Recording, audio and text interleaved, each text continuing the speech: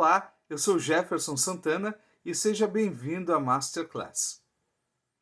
Nesse momento em que vivemos uma situação que exige de todos nós muita criatividade para exercer nossas atividades, temos o grande desafio de apoiar os nossos estudantes no seu desenvolvimento pessoal e profissional. O Centro Paula Souza definiu várias estratégias para que pudéssemos atender às necessidades dos estudantes. Ainda mais diante deste isolamento social por causa da pandemia de Covid-19. Uma das trilhas que foram pensadas é a utilização do recurso Masterclass, onde convidamos renomados especialistas para palestrar sobre temas atuais relacionados a assuntos que estão em pauta e que são relevantes para a formação profissional e pessoal dos alunos. As palestras possuem em média 20 minutos e são seguidas por uma sequência de perguntas dirigidas ao convidado, ok? E para apresentar o tema comunicação consciente, convidamos Débora Gaudêncio. A Débora ela é pesquisadora e consultora em comunicação não violenta, treinadora em certificação pelo Center for Nonviolent Communication, faz aprofundamentos no tema na América Latina, Estados Unidos, Europa e África, formada em Direito, com pós-graduação pela PUC São Paulo e Fundação Getúlio Vargas, mediadora pelo Palas Athena, cofundadora da EIT, Rede Colaborativa de Diálogos Transformadores. Na rede, inclusive, ela vivencia diariamente aprendizados em relação ao futuro do trabalho e colaboração. É professora também convidada na Fundação Dom Cabral e ela é parceira do TEDx Adventure São Paulo. Seja bem-vinda à nossa Masterclass e a partir de agora, esse palco digital é seu. Fique à vontade. Obrigada. É um prazer estar aqui com vocês, com o Centro Paula Souza, levando esse tema, que para mim é um tema de suma importância para todo mundo, não só nesse momento, como você disse, um momento tão desafiante que a gente tem vivido em decorrência da Covid, mas um tema que a gente pode usar para a nossa vida. Então, estou muito feliz de estar aqui. O Centro Paula Souza já mora no meu coração há bastante tempo, tenho feito alguns trabalhos, principalmente com a ITEC Taboão. Quero mandar um beijo para quem estiver me assistindo de lá e para todos vocês que estão aqui acompanhando a gente. Parabéns por toda essa iniciativa da Masterclass. O que eu quero trazer hoje aqui para vocês em relação à comunicação consciente, que a gente só tem 20 minutos. A ideia é mostrar para vocês uma abordagem que eu tenho estudado, que é a comunicação não violenta. É uma abordagem que foca na empatia, na colaboração e na autenticidade, para a gente poder ter melhores diálogos. Então, eu gostaria de compartilhar um pouquinho com vocês como é isso, né? Principalmente quando a gente está vivendo agora um contexto de relações muito mais intensas. Então, se você está em casa, se está com um companheiro, companheira, né? O dia inteiro com a pessoa ali em casa, você precisa dar uma aula online no meio digital que talvez você não estava acostumado. Como que isso tem te afetado? Como que isso afeta as suas emoções? Como que isso pode afetar, talvez, a tua forma de comunicar? E o que a gente pode fazer de diferente para que a gente possa cuidar da nossa serenidade de alguma forma que, em meio a tudo isso, acaba se abalando? Então, você faz algo, liga a TV para assistir um jornal, né? Números e números de mortes, doenças, falta de leito, isso tudo abala a gente e tudo isso tem consequência no nosso diálogo. Então, a ideia, por isso que o nome é consciente, é que a gente tenha mais consciência sobre o quanto que o diálogo ele pode impactar a gente como pessoa, enfim, internamente, mas também as nossas relações. Então, a gente vai conversar um pouquinho sobre isso. Eu queria apresentar um slide rapidamente para vocês, para a gente poder ter base do que é essa comunicação. Antes também eu gostaria muito de mostrar para vocês o livro, eu não sei se ele vai conseguir ou se ele sai espelhado aí, mas o livro base dessa comunicação consciente chama Comunicação Não Violenta. Para quem quiser depois se aprimorar, enfim, estudar um pouco mais. O subtítulo dele, no Brasil, ficou Técnicas para aprimorar relacionamentos pessoais.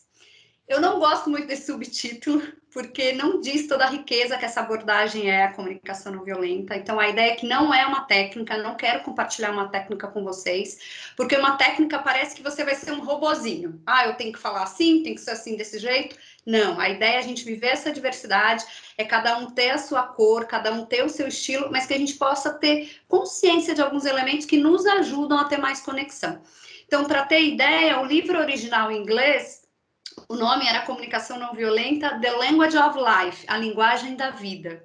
Olha a diferença de linguagem da vida para técnicas para aprimorar relacionamentos. Então, eu gostaria muito mais que a gente pudesse focar em linguagem da vida do que técnicas. Então, o que eu vou trazer aqui para vocês não é nada de muito diferente, algo que talvez vocês nunca viram, não, mas talvez coisas simples que a gente não se dá conta no nosso dia a dia. E que se a gente começar a dar um pouco mais de conta, os nossos relacionamentos podem melhorar, esse diálogo vai sair com muito mais consciência. E por que esse nome comunicação não violenta? Às vezes as pessoas se assustam, falam, nossa, Débora, eu faço muito workshop dentro de empresas, as pessoas falam, nossa, por que eu fui chamado para esse workshop comunicação não violenta? Será que eu tenho sido grosso com as pessoas? Como que é isso? O nome comunicação não violenta vem dos princípios de não violência de Gandhi. Por isso que o nome é não violento. Então, o Gandhi fez toda uma luta de não violência, né? Buscando essa integridade, essa liberdade. Por isso que o nome é comunicação não violenta. Então, eu quero muito que vocês foquem nisso da linguagem da vida. E também não é que, agora com uma comunicação não violenta, uma comunicação consciente, empática, quer dizer que eu vou ser só bonzinho, fofinho, vou falar assim com todo mundo? Não, não tem nada a ver.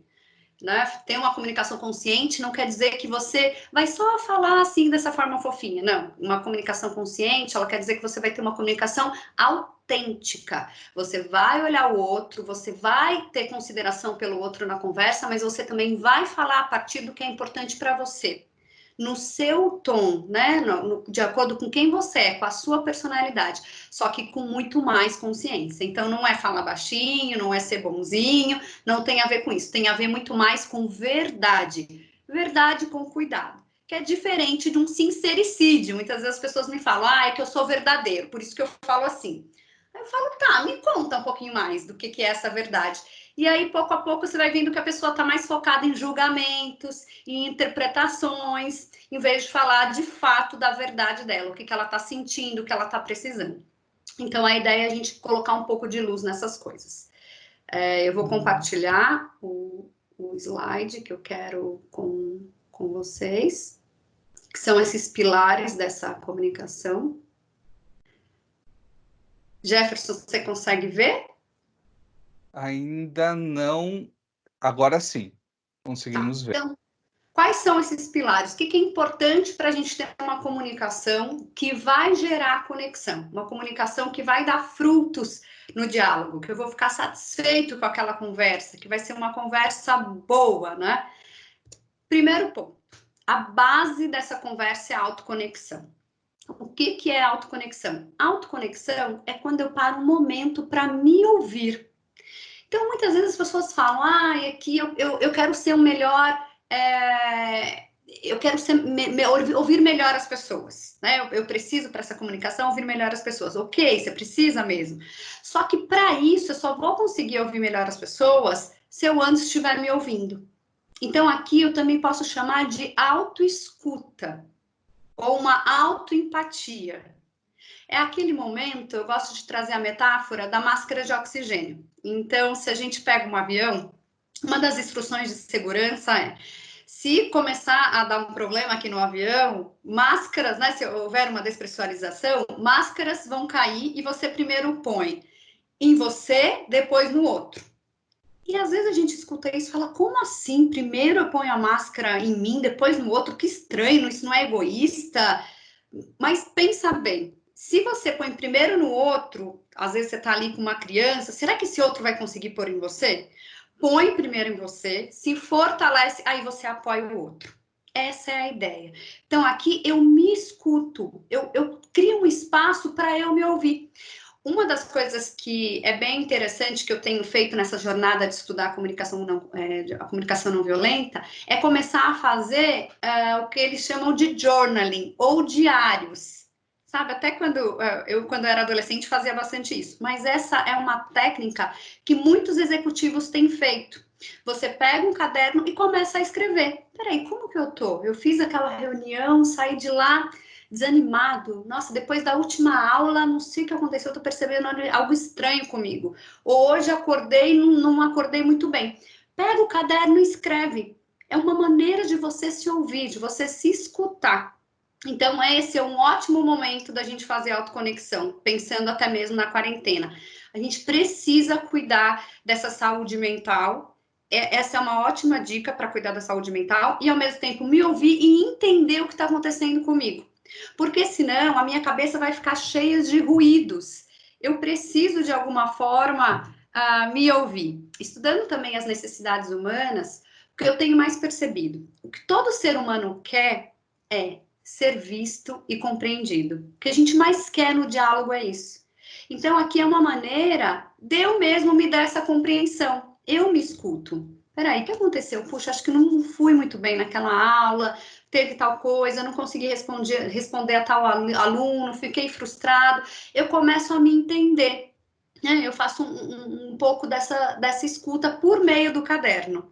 Por meio que a gente fala até de uma escrita curativa. Então, já é uma dica, se vocês quiserem começar a fazer, já começar a ter os seus caderninhos aí, escrever, ou para quem gosta de escrever no celular, escreve no celular, mas cria um momento no teu dia para se ouvir. Por quê?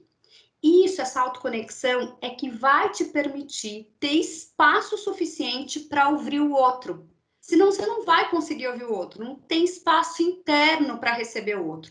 E muitas vezes os conflitos no diálogo surgem por conta disso. Eu não consigo ouvir o outro porque eu não tenho espaço em mim para receber aquele outro. Eu estou tão cheio de informação, eu não me ouvi, eu não consigo receber o outro.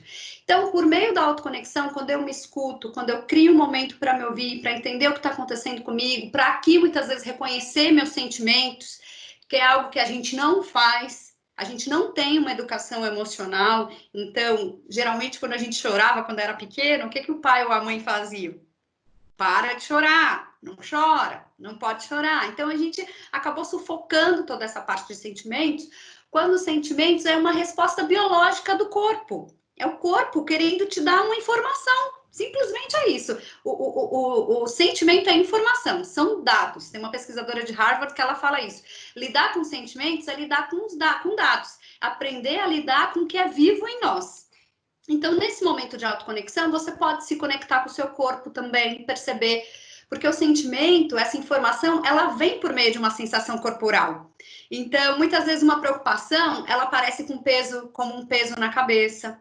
Uma angústia vem com aquele aperto no peito. Um nervosismo vem com aquele estômago ali que está estranho. Então, você se ouvir também é se ouvir. Esse corpo está querendo falar algo com você. Né? E para essa comunicação consciente, o sentimento, ele diz que tem algo que está acontecendo. Ele é um mensageiro. Então, muitas vezes, uma preocupação, ele quer dizer, principalmente agora nesse momento que a gente vive de Covid, talvez uma preocupação quer dizer que eu preciso de mais estabilidade. Eu não tenho tido estabilidade, eu não tenho tido confiança. Talvez seja isso, né? Então, é sempre uma mensagem sobre nós, sobre os meus valores. Então, aqui eu reconheço os sentimentos que vêm por uma sensação no meu corpo e reconheço os valores que esse sentimento está querendo dizer. Olha, tem algo aqui que não está sendo atendido, tem algumas necessidades minhas que não estão sendo atendidas ou estão sendo atendidas. Daí vem o sentimento mais positivo. Se não tem algo que é muito valoroso para você acontecendo, com certeza vai vir um sentimento negativo. E aí a ideia é, em vez de rejeitar esse sentimento, é falar, vou te ouvir. Frustração? Me diga, o que está acontecendo? E aí você escuta essa frustração e ela vai dizer, olha, tem algo muito importante, confiança, que eu não estou vendo aqui. Então, é você passar por esse processo de autoescuta. Para quê? Para que você possa oferecer empatia para o outro. E empatia é uma palavra que ficou super em moda de uns tempos para cá. Às vezes as pessoas até se irritam. Eu nem quero mais saber dessa história de pôr o sapato do outro, né? Enfim. Para a comunicação consciente, o que é empatia? Para a comunicação consciente, empatia é ouvir o outro sem interrupção. Ouvir o outro genuinamente, em presença. Ouvir o outro sem já querer dar uma resposta. Ouvir o outro sem já querer dar uma solução. Ouvir o outro e, de fato, a minha mente, o meu pensar, o meu sentir e o meu querer está focado no que está acontecendo com o outro em presença. Muitas vezes a gente ouve o outro, mas assim, o outro está falando e o que eu estou fazendo? Falando também na minha mente. Então, vamos dizer que o Jefferson começou a falar comigo e eu tô, só que dentro eu tô, ai, não acredito que o Jefferson fez isso de novo. Ah, não, lá vem o Jefferson de novo com essa história, não aguento mais, tô aqui perdendo meu tempo. Se você tá fazendo isso, você não tá ouvindo, você não tá conectado com o outro. Então, a ideia é, eu me silencio no meu processo de autoconexão, eu crio espaço interno para receber o outro, e aí eu escuto. Porque aí, por meio da empatia, desse ouvir genuíno, é que eu vou criar essa conexão com o outro. E vou afastar ali os julgamentos. E já não vou querer já dar uma história, contar a minha história, ou já dar uma solução. Às vezes você vai contar algo para a pessoa, você tá começando a falar, a pessoa já fala, ai, comigo também, olha, aconteceu isso. Calma, deixa a pessoa falar, pelo menos até ela concluir o raciocínio dela, né? Mostra para ela o que você entendeu. Você pode fazer um espelhamento, você pode dizer para ela, olha, o que eu estou entendendo é que está difícil para você, você tem passado por muitos desafios, esse desafio especificamente tem te tirado o sono, é isso? Ai, a pessoa vai dizer, é isso. Ela vai se sentir compreendida. Aqui na escuta, você pode dar um presente para o outro. Você pode mostrar para ele que você o compreendeu. Isso é um presente para nós, seres humanos. Desde pequenos, nós temos esse anseio por sermos vistos, por sermos compreendidos. Quem tem criança em casa pode ver isso. Quando a criança quer mostrar alguma coisa, o que ela faz? Ela fica mãe, mãe, mãe, pai, pai, pai, irmão, irmão, irmão. Ela não para até ela ter certeza que você está olhando para ela. Porque ela quer a tua presença. Ela quer ter certeza que você está ali olhando para ela e a escutando. A criança cresce, mas a gente continua com esse desejo interno, com essa necessidade de ser compreendido. Então, quando você for escutar alguém, lembra que você está ali dando um presente para o outro. Você está dando para ela a sensação de que ela está sendo ouvida, que ela está sendo vista, que ela está sendo compreendida. E você consegue se conectar muito mais. Então, eu gosto muito de uma frase do Adrian Kahane, que ele fala assim, o que impede o ouvir é o já saber. Então, você vai para uma conversa já achando, já sei tudo isso que ele vai me falar. Perdeu, não está conectado. E o foco aqui é conexão, não solução, não correção. Primeiro, conexão. Depois eu vejo como resolvo, depois a gente vê como corrige. Mas o primeiro passo é a conexão. Porque a partir dessa conexão eu posso ter ideias muito mais criativas para gerar depois ali uma estratégia para resolver aquilo. Mas primeiro eu preciso desse momento de conexão que vai gerar a compreensão. Então é escutar nesse lugar de não só estar fisicamente ali parado, às vezes eu estou sem celular, estou ali olhando para a pessoa, mas internamente a minha mente está viajando. Isso não é escuta, isso não vai gerar empatia. Então, uma escuta empática, uma escuta consciente, eu estou de todo o coração ali aberto para ouvir o outro.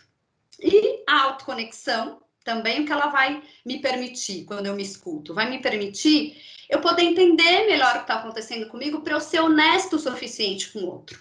Às vezes, quando eu passo um momento sem me entender, sem me ouvir, eu vou falar a partir dessa superficialidade. E essa fala, muitas vezes, vai ser carregada de julgamentos.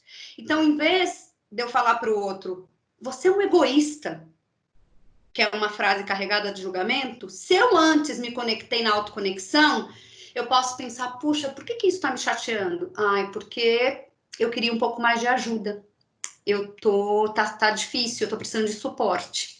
E aí, então, eu vou falar com o outro a partir desse lugar que eu descobri que eu tô precisando, em vez de chamar o outro de egoísta. Porque quem chama o outro de egoísta, qual a necessidade dessa pessoa? Ela tá precisando de atenção, talvez de apoio, de suporte. Então, fala a partir desse lugar verdadeiro, de vulnerabilidade. Olha, fulano, eu tô precisando de mais apoio. Como que a gente pode fazer? Em vez de já chegar com um julgamento. Então, tem um princípio do Gandhi que eu gosto muito. Lembra que eu falei no começo que essa comunicação tem por base os princípios de Gandhi? É um princípio que chama Swaraj. É um nome em sânscrito. O que quer dizer o Swaraj? O Swaraj, ele quer dizer eu, rei de mim mesmo. Eu tenho autonomia pela minha ação. Então, isso quer dizer que no diálogo eu vou falar a partir de mim, não a partir do outro. Eu vou falar a partir da minha necessidade, do que é importante para mim, do que eu preciso, em vez de falar acusando, julgando o outro. Porque esse julgamento, esses rótulos que a gente vai criando na nossa comunicação, ele cria uma parede entre eu e o outro. Não consegue ter conexão. A ideia aqui é a gente poder ter uma linguagem muito mais dinâmica do que uma linguagem estática. Então, uma linguagem baseada em julgamentos é uma linguagem estática, ou fofoqueiro, ou atrasado, que nunca entrega a tarefa, que nunca faz a lição, que sempre responde errado. Eu perco o ser humano que está ali por trás, eu só vejo o rótulo. E aí não tem conexão. A ideia é que eu possa ir para uma linguagem mais dinâmica. Então, em vez de falar para o outro, você nunca entrega o trabalho, eu posso falar, olha, o trabalho da semana passada você entregou 3 dias depois. O trabalho de hoje você está me dizendo que não trouxe, que está atrasado. O que está acontecendo? Eu trago o fato. Consegue perceber? É um movimento. Eu não trago os rótulos. Então, quando eu começo uma conversa com o outro a partir dos fatos, da observação, o que aconteceu? O que foi que aconteceu de verdade, né? O fato. Eu abro um caminho de conexão. Em vez de eu já chegar, né? Chegando com um julgamento. Você nunca, essas palavras são muito fortes, elas afastam a gente do outro. Você nunca, você sempre, você toda vez, é muito pesado. Lembre-se quando alguém falou isso para você, você nunca me responde, você nunca me liga, você sempre me ignora. Dá até um desânimo da gente continuar a conversa. Agora, se você falar, olha, aquele dia eu pedi para você fazer tal coisa, você combinou e no final não aconteceu. Eu fiquei bem triste. Para mim, são importantes os combinados. Como que a gente pode fazer? Né? Eu não falo do outro, eu falo a partir de mim, o que é importante para mim, como eu estou me sentindo. Então, essas são as bases de uma comunicação mais consciente que busca mais conexão. Eu saí de uma linguagem estática, que é esse automático que a gente vive. Eu vejo aqui em casa com as próprias crianças, às vezes eu tenho 2 filhos. A minha filha vai falar do irmão, ela fala assim: "Ah, porque ele é um chato". Né, já rotula. Eu falo, mas o que ele fez ou disse que você acha que ele é um chato? Né? A interpretação dela. Então, se a gente já começa falando com o outro a partir da interpretação, a tendência é que dê muita confusão nesse diálogo. Começa falando a partir desse lugar do fato, da observação, e abre caminho para escutar o outro. Então, a base seria isso, Jefferson. Uau! Fiquei encantado. Eu já recentemente escutei um podcast, tá, numa rádio, né, falando um pouco sobre a questão da comunicação, né, consciente, mas usava a empatia como foco principal, né? E isso já tinha me encantado. Agora você falando, então, foi ótimo, né?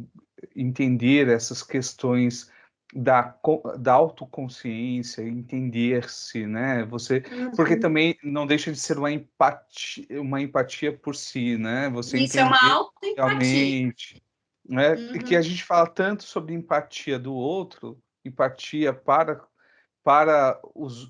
com o outro e deixamos talvez de olhar para quem eu sou, né? Como Uhum, estou. Eu achei uhum. muito importante este recado de refletir um pouco, também essa questão da empatia e da honestidade, né? Uhum, Preciso realmente me conhecer para ser honesto. uhum, Nossa, foi fantástico. Nesse podcast que eu assisti, veio algumas questões que vieram à minha mente e eu vou uhum. aproveitar para te questionar Tudo bem. sobre, sobre comunicação consciente, né? Nós estamos vivendo, né, numa sociedade principalmente profissional, onde a inovação é algo extremamente relevante, valorizado existe todo um discurso que precisamos inovar. Ao mesmo tempo, existe um contrassenso que, apesar da inovação dar abertura para alguns erros, dificilmente as pessoas querem que a gente cometa erro, né? E aí é até um pouco complicado inovar dentro dessa perspectiva. E, ao mesmo tempo, também, esses são cenários, né? Então, de inovação, e buscando inovação para ter uma equipe mais criativa, mais diversa. As startups também estão fazendo algo que já deveriam ter feito há mais tempo, que é contratando pessoas por meio do pensamento da diversidade, né? Então, diversidade de gênero, diversidade racial, diversidade geracional, de gerações, né? Só que isso gera muitas vezes um conflito, né, na comunicação, exatamente por pensamentos divergentes entre essas pessoas. Uma saída seria essa comunicação consciente? Como a comunicação consciente pode contribuir para resolver conflitos no cenário de trabalho? Uhum. Perfeito, Jefferson. Para mim, a comunicação consciente, ela é o como, né? Como eu vou fazer essa inclusão? Porque eu tenho escutado muito sobre diversidade o seguinte, que diversidade não é só convidar para o baile, é chamar para dançar quando a pessoa tá lá, né? Não adianta só eu chamar, só eu enviar o convite para o baile. Eu tenho que, na hora da dança, chamar ali o outro para dançar. E eu vejo a comunicação consciente como essa abordagem que vai me ajudar a chamar o outro para dançar, porque ela abre os meus olhos para eu perceber que não existe só um ponto de vista, né? Na verdade, um ponto de vista é um ponto da vista. Existe muito mais, e aí eu me coloco muito mais aberto, porque a ideia desse ouvir consciente não é um ouvir para concordar, é um ouvir para compreender, que é diferente. Eu posso compreender, mas não concordar. Então, se eu só vou passar com essa mentalidade de ouvir para concordar, se o outro que é diferente começa a falar, eu já vou fechar o meu ouvido. Agora, se eu vou com a mentalidade de que eu quero ouvir para compreender, para entender o que está acontecendo com aquele outro, aí as ideias se juntam. Talvez não vai ser aquela minha ideia que vai prevalecer, nem a ideia do outro, vai ser um mix. E isso que é a beleza da diversidade. É quando eu consigo juntar todo esse arco-íris, seja das gerações, seja, né, como você falou, de homem e mulher, de raça, enfim, tudo que esse movimento tão bonito que tem crescido dentro das organizações. Eu tenho feito muito treinamentos dentro das organizações sobre esse tema e também sobre vieses inconscientes, que é outro tema super bacana, que muitas vezes eu até quero ser inclusivo, só que tem vieses na minha mente que eu nem percebo nem me dou conta. Por exemplo, o julgamento, ele é algo que não tem como a gente controlar. Ele surge, ele vem. Então, veio lá dos homens neandertais, né, que precisavam saber quem era amigo, quem era inimigo, ali na caverna para poder sobreviver. É uma questão de sobrevivência, dizem os neurocientistas. Então, se uma pessoa vê a outra, em nanosegundos ela já julga aquela outra, sem perceber, inconsciente. E aí, no meu processo de autoconexão, eu posso começar a perceber isso. Então, vamos dizer que a gente está no ambiente de trabalho. Primeira vez que eu te vejo, eu olho para você, o meu cérebro quer ficar sossegadão, ele não quer ficar assim. Ai, quem é esse? Quem é esse? Então, ele vai lá nas minhas memórias, no meu background, e ele procura alguém, as características, e fala: já sei quem é o Jefferson. E faz ali um mapeamento de quem é. Então, se o meu cérebro te correlacionou com alguém que eu briguei na quinta série, como que eu vou te olhar?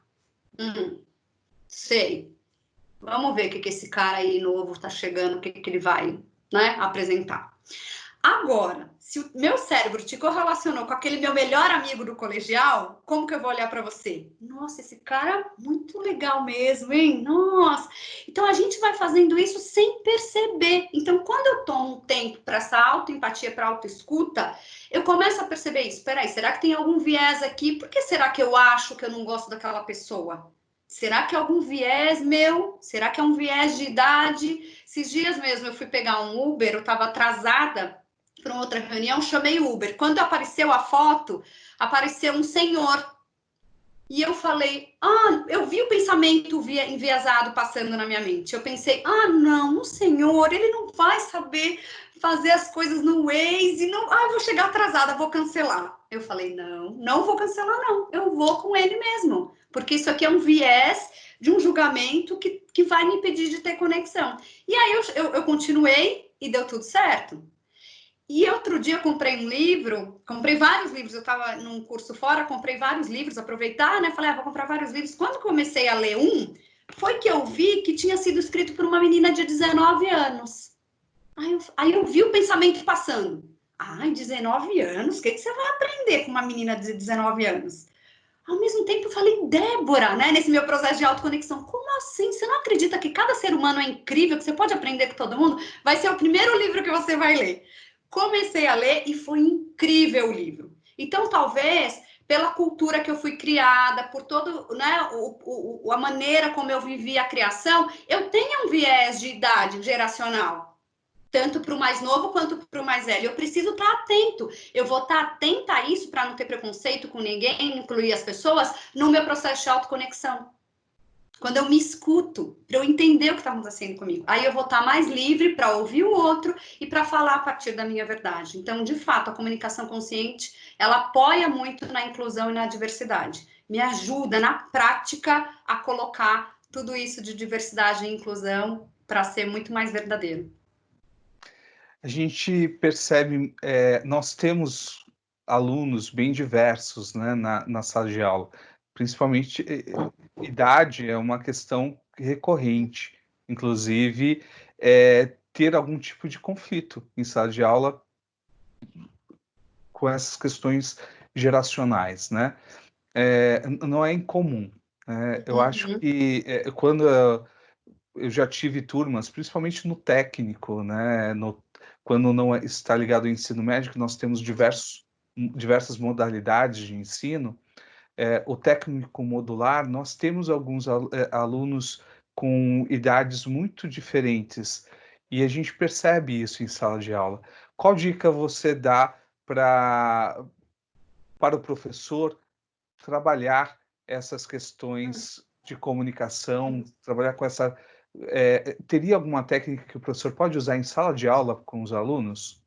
Algo que eu gosto muito, Jefferson, são acordos, criar acordos com a participação de todos. Isso eu acho muito legal. Então, eu gosto muito de começar meus encontros perguntando o que precisa acontecer aqui na sala hoje, ou enfim, durante toda a nossa programação que a gente vai ter ao longo do ano, para que de fato a gente possa aproveitar ao máximo. O que é importante para vocês? E aí eu escuto eles. Então, alguns vão dizer, que tenha respeito. Sempre alguém fala isso. Daí eu pergunto, e o que é respeito na prática para você? E para você? E vou ouvindo. Que comportamento vai mostrar que a gente tem respeito aqui na sala? Então eu vou combinando com eles. Não sou eu que vou dizer, olha, gente, aqui estão as regras, os combinados para as nossas aulas. Não, eu vou ouvir deles. E aí eu abro um campo para começar a discutir de uma forma leve e a partir deles esses conceitos. Então eles começam, eu acho que quando um falar, professor, o outro tem que ouvir. Como que a gente faz isso? Como a gente assegura isso? Bacana, isso aí quer dizer que a gente vai ter uma abertura, que a gente vai respeitar a pessoa na prática. Todo mundo concorda com isso?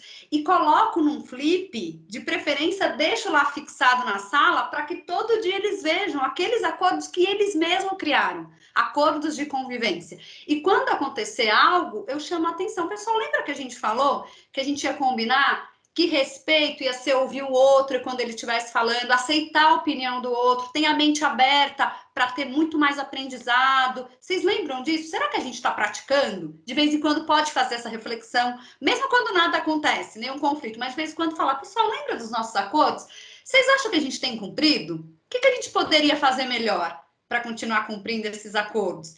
Então, é muito fazer perguntas e ouvir, que lembra que é muito importante para o ser humano se sentir visto, né? Então, quando a gente pergunta para o outro, a gente mostra que a gente tem consideração, que é importante o que ele está falando para a gente está levando em consideração.